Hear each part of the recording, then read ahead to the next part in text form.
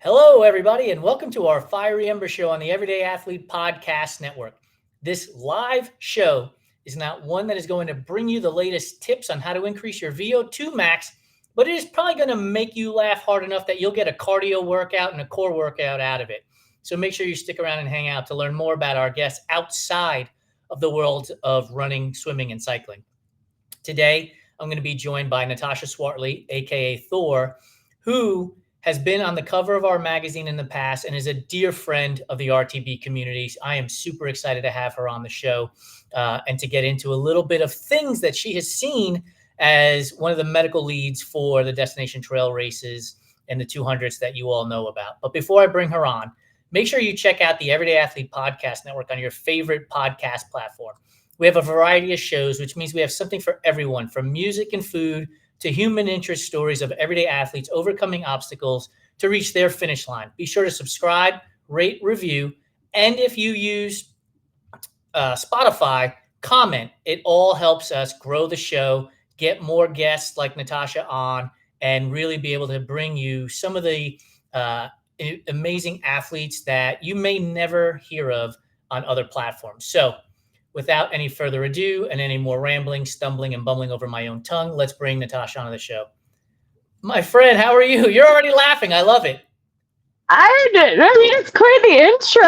Like, I'm like, oh, how do I get greeted on so greatly? Like, I'm over here, like, listening to helicopters and doors slam. And I mean, you're talking about all these kind things. And I'm all like, oh my God, like watching my cat stumble. That's the whole point of this show. We want that stuff. We want the helicopter noises. We want cat meows. We want dogs barking. Like, that's the whole point of this Fiery Embers show.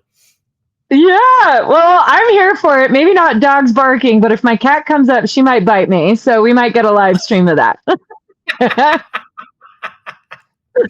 And for those of you who are listening on the podcast, this is a live show. So you're going to hear things that you may not hear on other shows because they go and over edit it, and we don't do that. We just press play and run from there.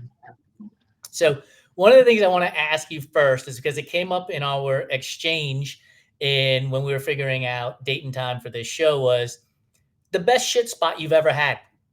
You're a trail runner.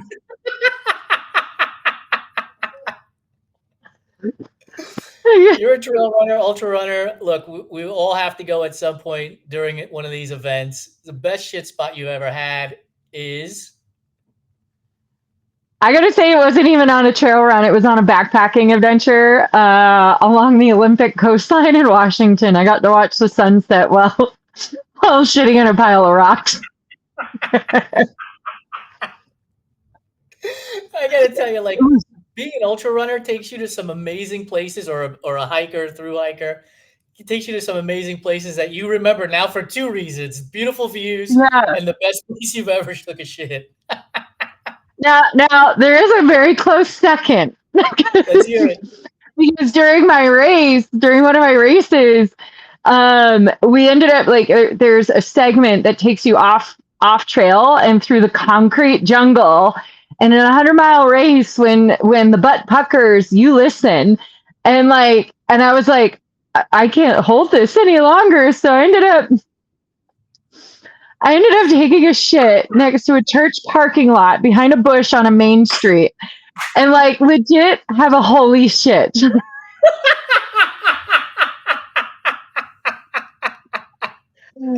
I gotta say, best shit was watching the sunset. Most epic one was having a holy shit between a main street and a church parking lot. Oh my God, that's so awesome. I was just in Vermont for the Vermont 100, and I was with friends that I've paced before in the past, and it was during Rocky Raccoon where I was the runner and they were the pacer. And we're going down this one stretch of the trail, and there's these two young ladies. They're like, "Stop flashing your headlamp in here. We're trying to use the bathroom." And I'm like, then get fucking off the trail. You're like literally shitting on the trail right now. Like, get in the woods. Like, move over. I was like, you wouldn't have the light on you if you would have stepped 3 more feet off the trail. It was one of the funniest memories I will ever have, because they were literally on the trail going to the bathroom. I'm No. like 3 feet away. That's it. That's all I'm asking for. Honey, no, you don't. Like, that's trail etiquette 101. Like, just step off. Just step off. Like, and look, from a girl's perspective, like, it's a little bit more difficult. Like, we legit want to step off because, like, we have a lot more to expose than guys do, and like the positions we have to put ourselves in, but all goes the same for all parties when we're talking about actually taking a shit. Like, there's full exposure, the whole thing. But please get off the trail. Like, the last thing I want to do is take your shit home with me on the bottom of my shoes. That's right. That's right. All right, we're gonna get really personal. Honey. Are you more of a person who would rather have a shit log, meaning you sit on it with your butt hanging off the edge, or one that's planted and so you just lean against it so you can use that as a back brace kind of thing? So kind of in between. So I've used a shit log where I actually like put my hands on it and like squat right to the front of it. So like using my hands to lean and like it's almost like a crab position because I don't want my body on there. My fear is like a bug crawling up in places it doesn't belong. Like, so I'm not gonna go sit on the log and I don't want to lean on the tree because like there's just a lot of things exposed.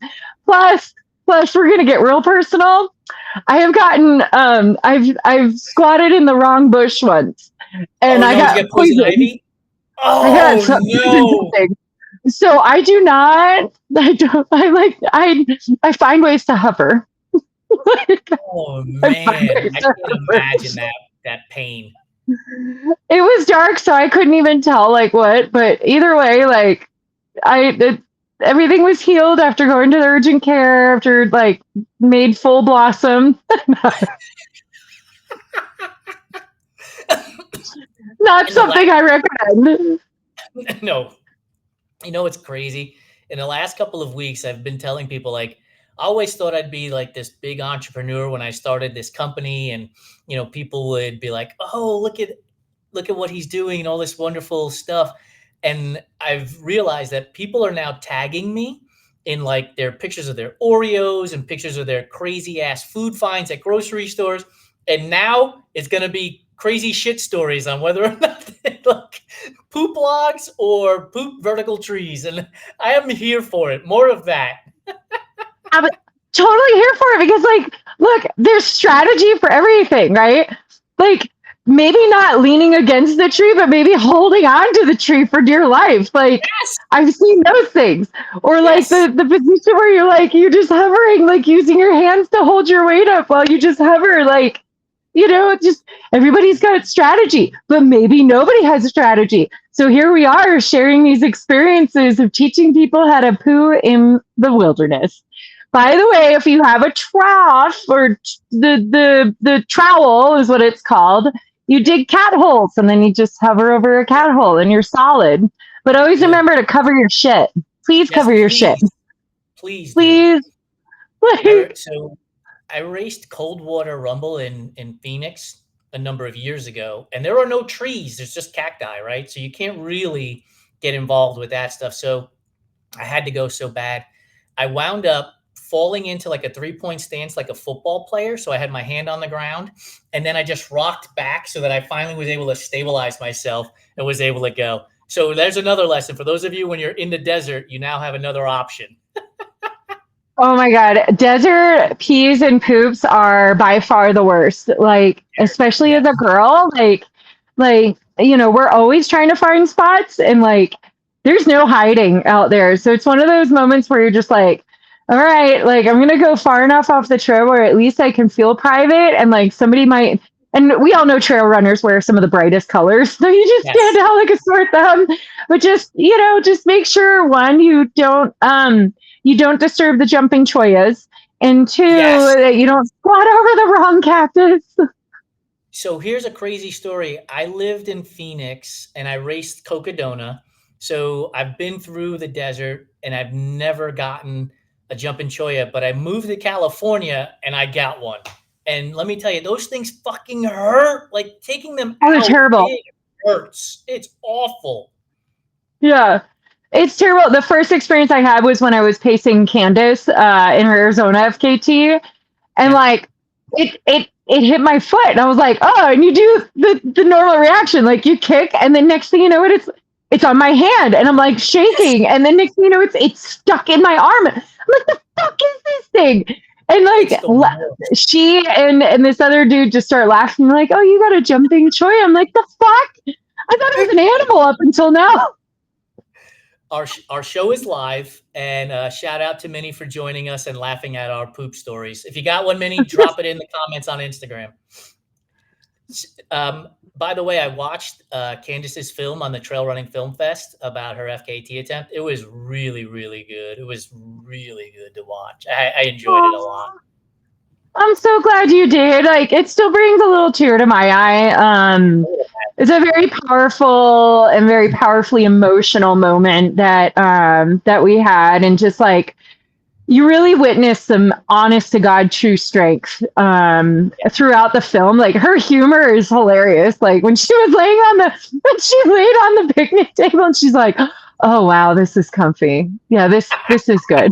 Like, you don't get any more real. Yeah. I remember at Sedona, I was at Chimney Pit. I took my nap in the van. I got out. I'm 50 miles from the finish, and I told my crew chief, Maria, I was like, I don't want to fucking do this anymore. Like, I'm fucking done, man. This is awful. Like, the idea of going another 50 miles just sounds horrific. And fortunately enough, she's raced Tahoe 200, and she's done a couple of other 200 milers, and so she knew what to tell me to get me going again. But I understand what Candace was feeling in that moment. You're just like, oh, this sucks. I'm done. My body hurts. I just want to lay in bed, eat like real food that's not ramen anymore. Like, just done. Yeah. Oh, those moments that, like, in reflection, it's like the most empowering thing. Like, when you really fight through that fight, like, it's everyday life. Like, when we translate it, it turns into everyday life. Like, those lows that you encounter, and then like when you look back and you're like, fuck it, I did this already. You know, like, I've been through fucking hell. Like, okay, I can do this, or I can do this again. But in the moment, you're just like, fuck you, you're cool, fuck you, like, you know, and like, like all your favorite foods are no longer, like, everything is enemy, and just like you're just like grumpy to the max, and like you can't help but look back and laugh. There's only two people that can help you in that scenario too, right? One is a complete stranger who like doesn't care if you're cursing at them, or the dearest of friends who knows that it's a passing moment. Like, anybody who's in between is probably going to take it personally and be like, no, fuck you, I'm not helping you anymore. So when you're picking your crew and your pacers, pick wisely. Yeah, and remind them, like, don't take anything personally. Like, that's probably the biggest takeaway. I've seen that so many times. I just had this conversation with a friend of mine, like, right before I came on with you, about like people, unfortunately, like, taking it personally, and you can't, right? Because God knows what moods were out there. Like, Snickers commercials really like nail it. Hungry? Why wait? Like, it describes like extreme ultra running to the max. It's not hungry. You're fucking hangry. You're tired. You're out of mind. Like, all these things are real. And like, the last thing anybody needs, like, whether it be your friend who's sober and like kosher, or you, is just somebody to take it personally. Like, that's not it.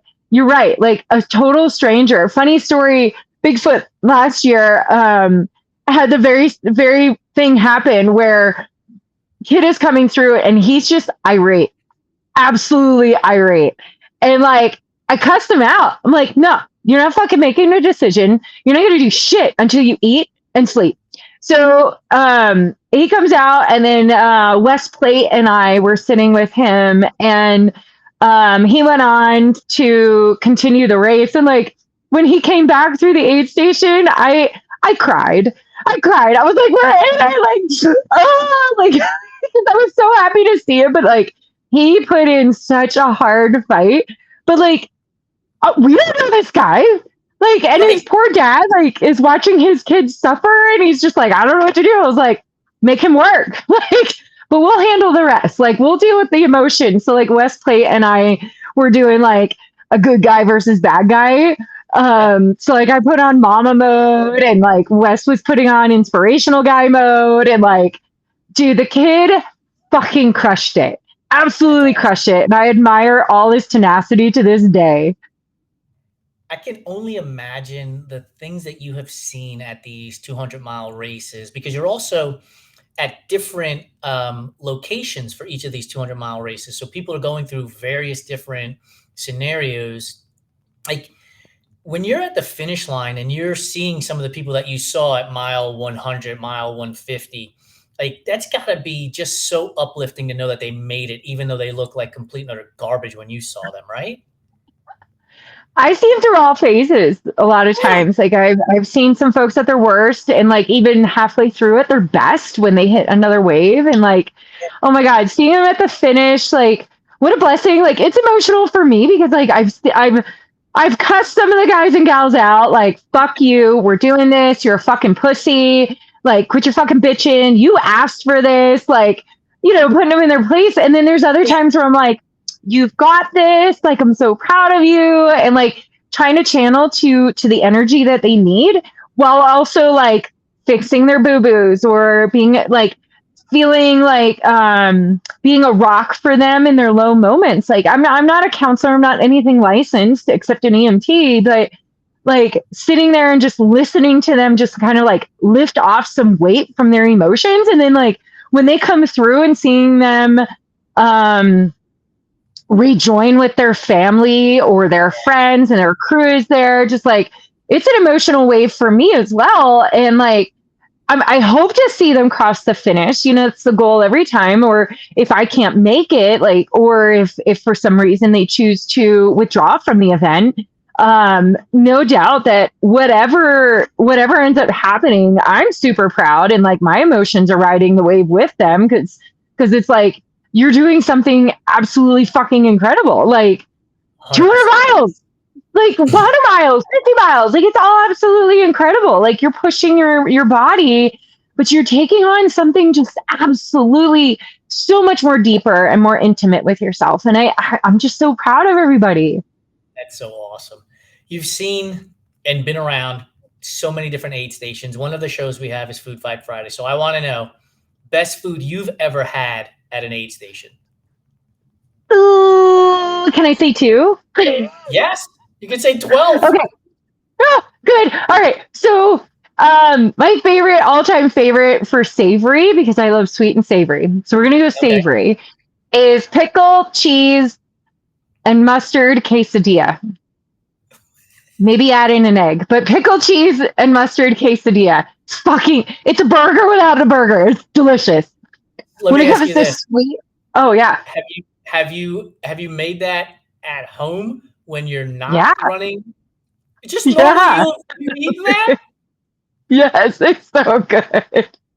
Or like pickle, cheese, egg, mustard, like it's so good. I'm telling you, folks, you're welcome. Just gonna say that you're welcome. Okay, pickle, cheese, egg, and mustard. Quesadilla. Yes. We'll like when I ordered it. I ordered it at an aid station when I was at Tahoe. Like I made it about halfway through Tahoe this year running it. And one of the aid stations, I ordered it and somebody sitting next to me was like, oh my God, that sounds so good. Can I have one? And they're like, wait, what did you order? And I was like, this. And they're like, yo, okay, I want one of those too. So it was like a whole chain of people are like hearing this go down the line. I'm like, it's Thor special. Like nailed it. You want something savory? It's so good.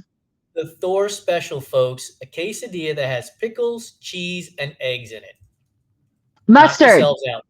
Oh, and mustard. Pardon me. Yeah, gotta have the mustard. None of the things that would make any sense, but makes all the same sense at the same time, doesn't it? Yeah. It's a burger without the burger. Without the burger, yeah, 100%. It is. And it's so delicious. It's so good. I'm blown away by the fact that you're eating this when you're not like disoriented in the middle of a trail. No, I'm a fat kid, man. Like I love food. Like, and I feed my cravings. Might as well. You know how I'm envisioning it? You ever see the videos where they cut the tortilla like down the mid from one point into the middle, and then they create 4 different sections and they're plopping them in there and they fold it over, fold it over, fold it over, and then you toast it. Mhm. Like that's how I'm envisioning this being made, and almost making it like a hand crunch wrap. That sounds absolutely amazing. I just do it the lazy way. Just layer the stuff on and fold it in half, and I'm good. So this I'm not as exquisite when I don't have to be. there you go. And the Like, and sweet especially on a trail run, like, sweet one. Oh man, ready for this one? It's gonna be a pancake, like a taco, with a yes. banana. And if they have Nutella, great. If they don't have Nutella, then you use peanut butter and syrup. Oh, You have that sounds you have a banana pancake taco, that and sounds so fantastic. it's so good when you're walking out of there and you're just like munching on this thing. Oh, it's so glorious, especially if you've got Nutella. Yeah. Mm. Honestly, like Just Nutella can't be beat. It is so good on so many different things. just right out of the jar. I don't know why we even put it Yes. on things. I Right. don't need to Give me have the it jar and the served spoon. fancily. Just give me the jar, like jar and a spoon, and I'm set. We just had a Food Fight Friday at the aid station with Caitlin Carew on, and she had raced Oregon 70.3. And so the 3 foods that she had to choose from were all based out of Oregon. And so one was salmon sushi, the other was a garden burger, which was invented in Oregon with Tillamook cheese melted on it. And then the last Mm. one was Marionberry pie in a Dixie cup with a Oh, dollop of Nutella, because Nutella is, hazelnuts, and Oregon is a hazelnut producing state. So I'll put it on you. Which one of those 3 are you going to eat? Which one are you going to toss? And which one are you going to carry to the next aid station? toss the garden burger. Just we don't even have to. Just no. Like if I'm gonna eat beef. um, um, and then what was the other 2 options? Like eat and keep. Marionberry pie with Nutella or salmon sushi? To eat both. Because You'll I'm eat gonna have what? the Martin. Oh damn. Because I love salmon sushi. And it's raw salmon, right? We're not talking like Right. not cooked, not Oh, fried. raw Oh salmon. man. Mm, mm. I'll go with the Well, salmon sushi. you're going to end up being able to eat both, right? Because you're going to eat one at that aid station and you carry the other, so you can eat it as you're moving along. I would rather eat at the aid station the salmon sushi, and then I'm gonna carry that Marionberry with me and just devour that in peace, in tranquility on the trail. Like that just feels very, very honoring.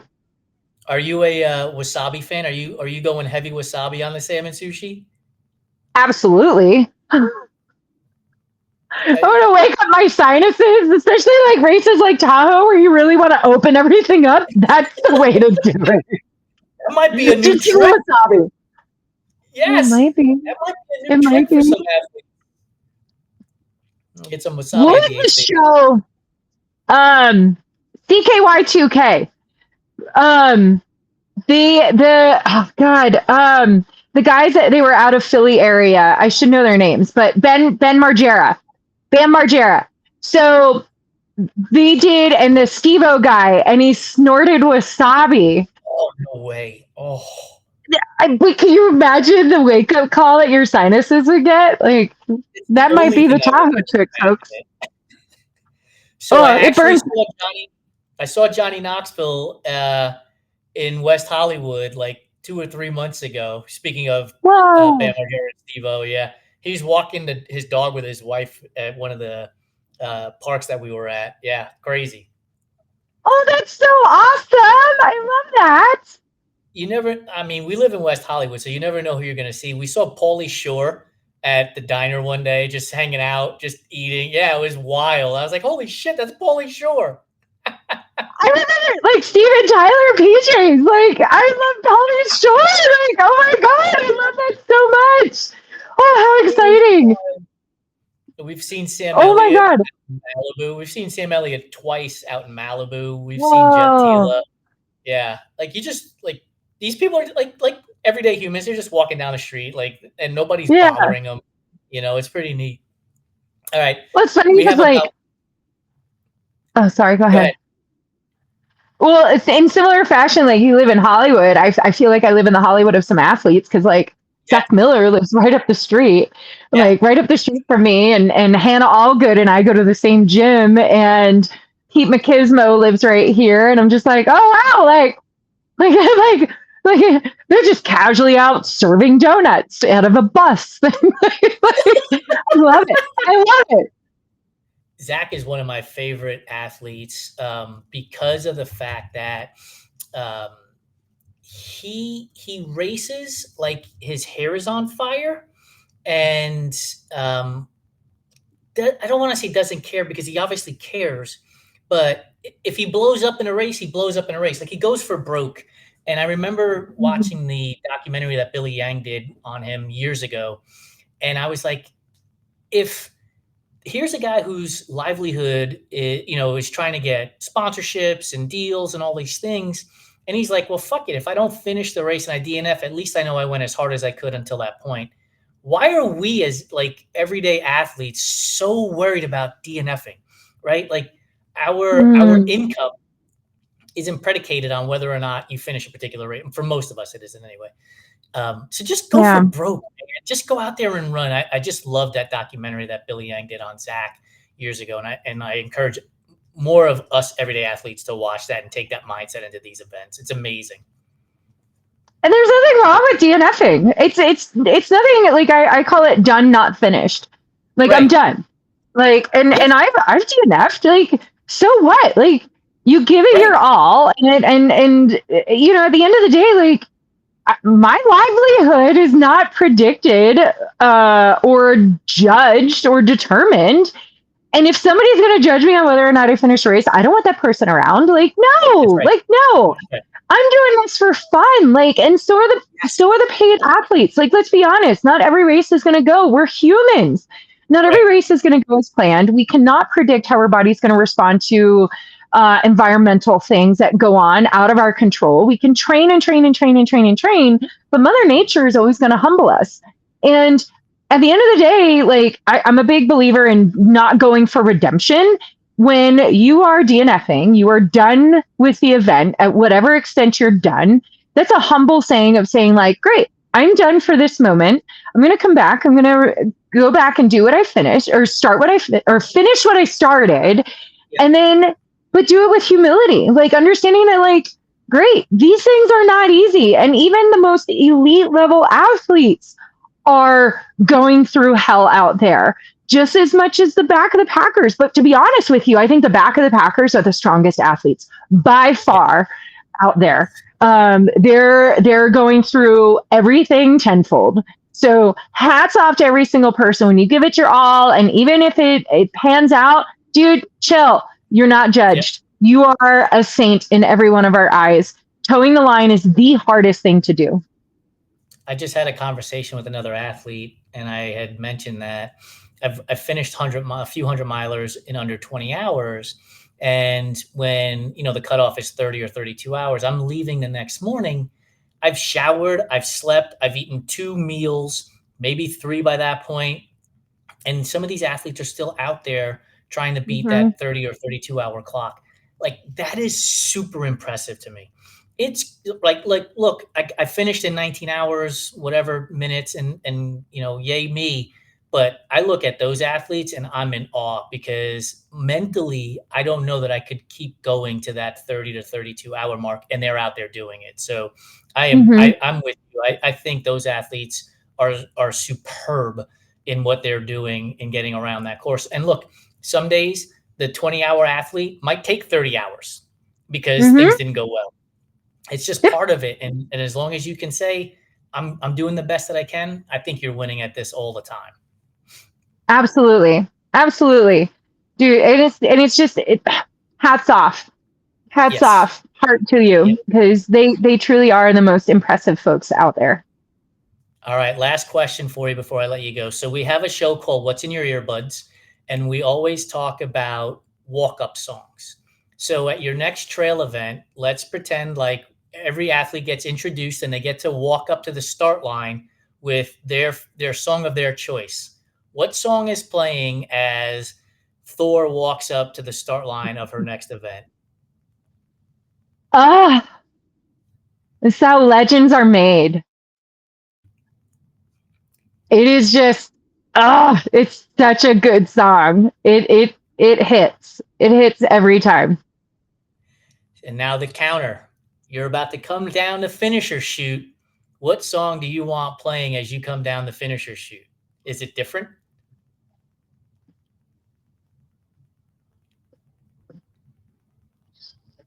No, I'd have to say like either legends are made or legendary. Legendary is a little bit different. But both those songs like really hit. I would say legendary, like playing as I come in. But legends are made, definitely going out. All right, we'll have to pass this note along to Candace so we can do some athlete intros and athlete finishes with music. Yeah, that would be epic. My friend, thank you so much for joining me on the Fiery Ember Show. It was a blast getting to talk about pooping, best aid station food, walk-up music, finish line music, and everything in between. Thank you so much. Oh, thanks for having me, Jason. Always a pleasure. And to folks listening out there, sending love to every single one of you. Please note that it takes so much courage to walk up to that start line. Keep starting. No matter what the finish ends up being, you're still finishing. So sending love. Thor loves you. I love it. Thank you. For those of you who made it through our 30-minute conversation about pooping, best places to poop, food that you've eaten at the aid station, and walk-up music and finish line music, thank you so much. It's been a pleasure having Natasha on the show, and I cannot wait for our next show, which actually is going to happen tomorrow. We're going to be talking about Oreos for about 30 minutes, and it's a topic I love. So thank you so much for your time. Thank you for being part of the Run, Try, Bike community and the Everyday Athlete Podcast Network. Make sure you subscribe, rate, review, and comment wherever you get your podcast. See you next time.